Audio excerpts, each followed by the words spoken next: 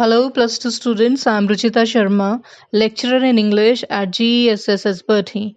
Today we are going to begin lesson 8 of your supplementary reader book, Vistas. The name of the lesson is Memories of Childhood by Zitkala-Sa and Bama.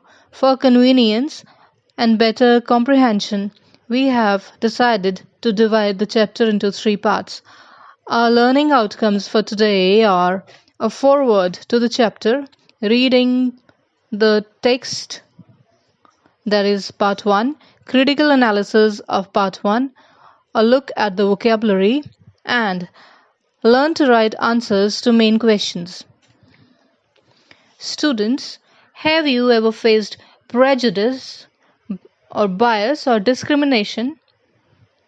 क्या आपने कभी भेदभाव का सामना किया है? On the basis of your gender, color, caste, culture, or your family's status? How did it make you feel and how did you react? This part of the lesson is a heart-piercing account by a Native American woman who underwent great discrimination. And this discrimination was based on her race and color. Students, as a little girl, the author of this lesson, named Gertrude Simmons Bonin, who was born in 1876 and later came to be known as Zitkala-Sa, was sent to study in a boarding school run by white people. The school was situated in the cold region of America. The author, then a young girl, is already feeling bad at being sent away from home and away from her mother to a harsh climate and an equally harsh place run by harsh people. She is totally rebellious at the moves of the caretakers to chastise her, most of all forcibly cutting her long black hair by tying her to a chair. This school was run by Europeans in order to civilize the so-called inferior natives. Students, पाठ के इस भाग में ज़ित्कला-सा अपने बचपन को याद करती हैं जब उन्हें गोरे लोगों के हाथों कई प्रकार की हीनता का शिकार होना पड़ा था। वे कार्लाइल बोर्डिंग स्कूल में दाखिल हुई हैं। यह गोरे लोगों द्वारा संचालित स्कूल है जहां मूल अमरीकी वासियों के बच्चों को सभ्य व सदाचारी बनाने के लिए लाया जाता है। उनके अपने रीति रिवाज छीन लिए जाते हैं क्योंकि गोरे यूरोपियों का मानना है कि मूल या नेटिव अमेरिकन्स पिछड़े हुए हैं। उन बच्चों के साथ वे सख्त नियम और अनादरणीय व्यवहार करते हैं। ज़ित्कला-सा विद्रोह से भरी हुई हैं।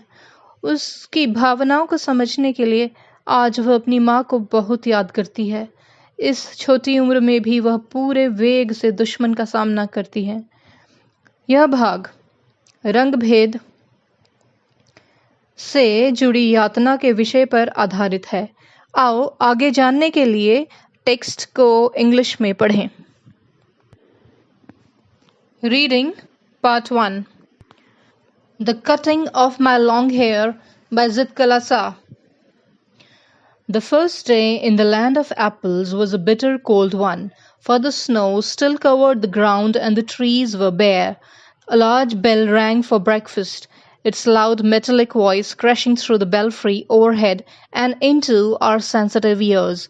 The annoying clatter of shoes on bare floors gave us no peace. The constant clash of harsh noises with an undercurrent of many voices murmuring an unknown tongue made a bedlam within which I was securely tied, and though my spirit tore itself in struggling for its lost freedom, all was useless. A pale-faced woman with white hair came up after us. We were placed in a line of girls who were marching into the dining room. These were Indian girls in stiff shoes and closely clinging dresses. The small girls wore sleeved aprons and shingled hair. As I walked noiselessly in my soft moccasins, I felt like sinking to the floor, for my blanket had been stripped from my shoulders. I looked hard at the Indian girls, who seemed not to care that they were even more immodestly dressed than I, in their tightly fitting clothes. While we marched in, the boys entered at an opposite door. I watched for the three young braves who came in our party. I spied them in the rear ranks, looking as uncomfortable as I felt. A small bell was tapped, and each of the pupils drew a chair from under the table. Supposing this act meant they were to be seated, I pulled out mine and at once slipped into it from one side. But when I turned my head, I saw that I was the only one seated, and all the rest at our table remained standing. Just as I began to rise, looking shyly around to see how chairs were to be used, a second bell was sounded. All were seated at last, and I had to crawl back into my chair again. I heard a man's voice at one end of the hall, and I looked around to see him, but all the others hung their heads over their plates. As I glanced at the long chain of tables, I caught the eyes of a pale-faced woman upon me. Immediately I dropped my eyes, wondering why I was so keenly watched by the strange woman. The man ceased his mutterings, and then a third bell was tapped. Everyone picked up his knife and fork and began eating. I began crying instead, for by this time I was afraid to venture anything more. Students इस paragraph में हमने पाया कि जितकला सा एक अनजान जगह पर अपने को पाकर बेहद दुखी है। कार्लाइल स्कूल के कठोर नियम उसे असहज महसूस करने पर मजबूर करते हैं। एक गोरी महिला उसे घूर घूर के निहारती है। जितकला अब अपने को रोने से नहीं रोक पाती, जबकि बाकी सब भोजन खाना शुरू कर देते हैं। Now let's read further on page 95. But this eating by formula was not the hardest trial in that first day. Late in the evening, my friend Judwin gave me a terrible warning. Judwin knew a few words of English, and she had overheard the pale-faced woman talk about cutting our long heavy hair. Our mothers had taught us that only unskilled warriors who were captured had their hair shingled by the enemy. Among our people, short hair was worn by mourners and shingled hair by cowards. We discussed our fate some moments, and when Judwin said, "We have to submit because they are strong," I rebelled. "No, I will not submit. I will struggle first," I answered. I watched my chance, and when no one noticed, I disappeared. I crept up the stairs as quietly as I could in my squeaking shoes. My moccasins had been exchanged for shoes. Along the hall I passed, without knowing whither I was going. Turning aside to an open door, I found a large room with 3 white beds in it. The windows were covered with dark green curtains, which made the room very dim. Thankful that no one was there, I directed my steps towards the corner farthest from the door. On my hands and knees I crawled under the bed and huddled myself in the dark corner. From my hiding place I peered out, shuddering with fear whenever I heard footsteps nearby. Though in the hall loud voices were calling my name, and I knew that even Judwin was searching for me, I did not open my mouth to answer. विद्यार्थियों, हमने पढ़ा कि सिर्फ खाने की ही मेज पर जितकला को अपमानित नहीं होना पड़ा, बल्कि और अपमान अभी होना बाकी था। जितकला को उसकी सहेली जूडेविन, जिसे थोड़ी इंग्लिश आती थी, ने बताया कि वह गोरी महिला उनके लंबे मोटे बालों को काटने की बात कर रही थी। जितकला की माँ ने उन्हें यही बताया था कि उनकी संस्कृति में दुश्मन हारे हुए योद्धाओं के बाल काट देता है, या जो लोग शोकग्रस्त होते हैं वे छोटे बाल रखते हैं। जितकला ने ठान लिया कि वह गोरों की बात मानने से पहले संघर्ष करेगी, विद्रोह करेगी। वह ऊपर की मंजिल के एक कमरे में जाकर चारपाई के नीचे जा छुपी। बाकी लोग उसका नाम पुकारते हुए उसे ढूंढ रहे थे। Now students, let's read the last part of part 1 on page 96. Then the steps were quickened and the voices became excited. The sounds came nearer and nearer. Women and girls entered the room. I held my breath and watched them open closet doors and peep behind large trunks. Someone drew up the curtains, and the room was filled with sudden light. What caused them to stoop and look under the bed, I do not know. I remember being dragged out, though I resisted by kicking and scratching wildly. In spite of myself, I was carried downstairs and tied fast in a chair. I cried aloud, shaking my head all the while, until I felt the cold blades of the scissors against my neck and heard them gnaw off one of my thick braids. Then I lost my spirit. Since the day I was taken from my mother, I had suffered extreme indignities. People had stared at me. I had been tossed about in the air like a wooden puppet, and now my long hair was shingled like a coward's. In my anguish I mourned for my mother, but no one came to comfort me. Not a soul reasoned quietly with me as my own mother used to do, for now I was only one of many little animals driven by a herder. Students, यहाँ हमने पढ़ा कि अंततः Carlisle school वालों ने जितकला-सा को उसके छुपने के स्थान से ढूंढ निकाला। जितकला चिल्लाती रही, हाथ पैर मारती रही, उसे उठाकर नीचे ले जाया गया और एक कुर्सी से बांध दिया गया। वह चीखी और लगातार सिर हिलाती रही, परंतु उन लोगों ने कैंची से उसकी मोटी गुत्त काट डाली।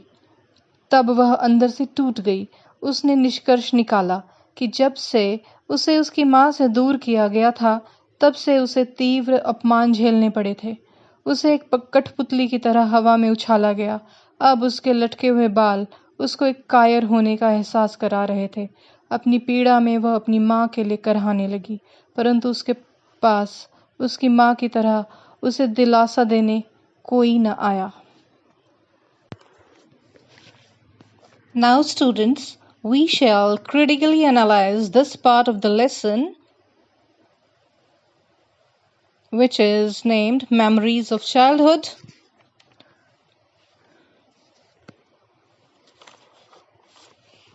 And the subtopic is the cutting of my long hair. So here we find that man is man's worst enemy.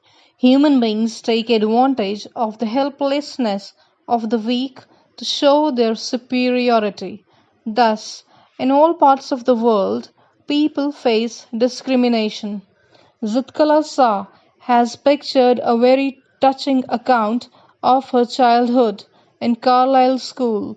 Here she was insulted for belonging to a backward culture, a so-called backward culture that is Native American.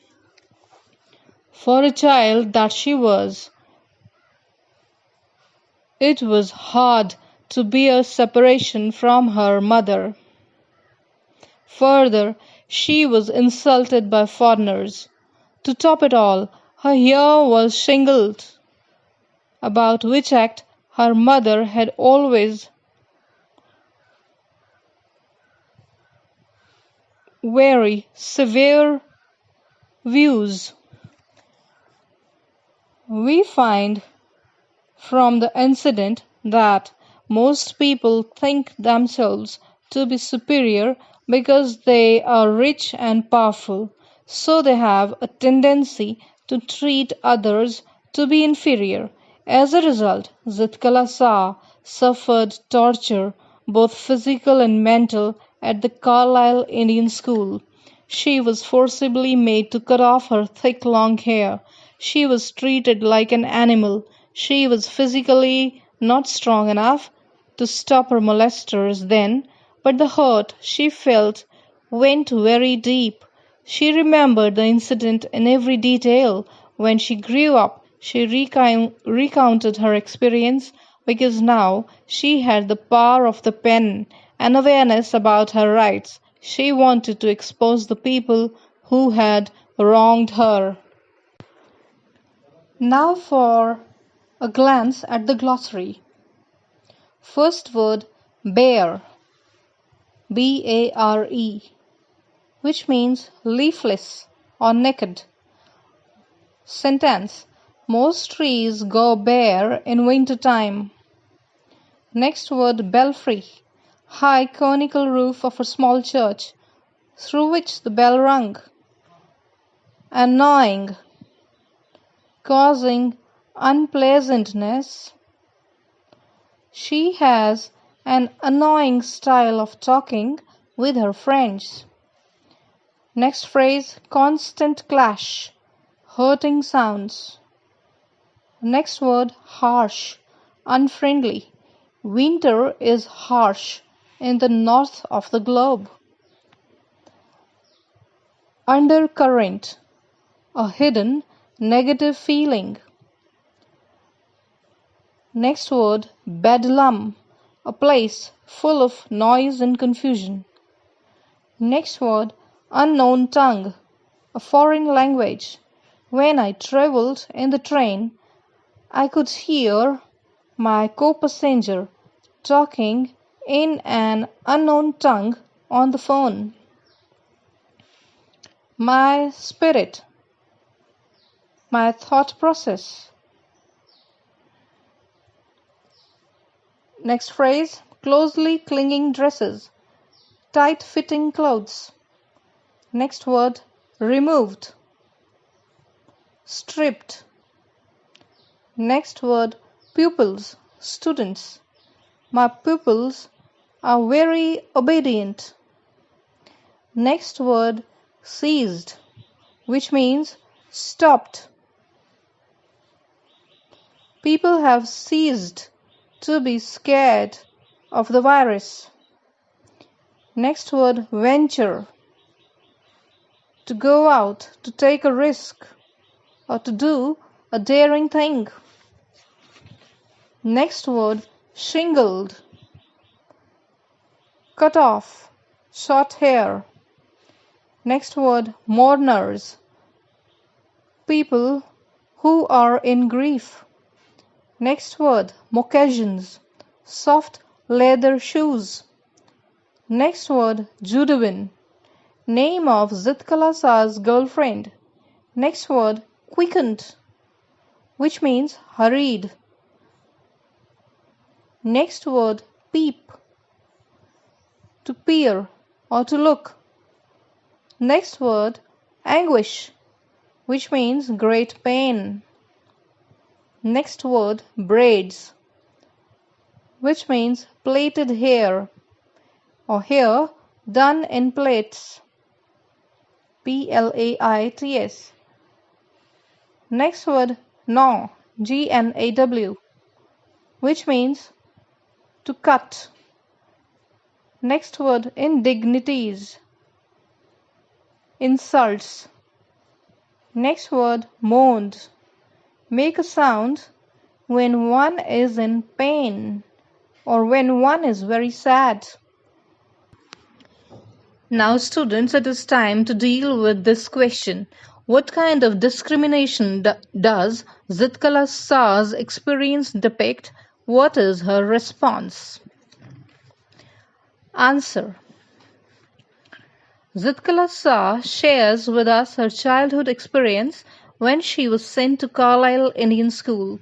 She belonged to Native American community In her community, their mothers taught them that only defeated warriors and mourners had their hair cut off, but Zitkala had to submit to Carlisle teachers who got her hair shingled. It was against her tradition, and she suffered greatly due to this. Zitkala-Sa hid in an upper-story room under a bed to save herself from the haircut, but she was found out. She was dragged. She resisted by kicking and scratching wildly. She kept shaking her head all the while her hair was cut. She cried loud. In her situation, anybody else would have collapsed, but she survived to tell the tale when she grew up and exposed her molesters to her benefit. Thus, students, today you listened to part 1 of the lesson Memories of Childhood.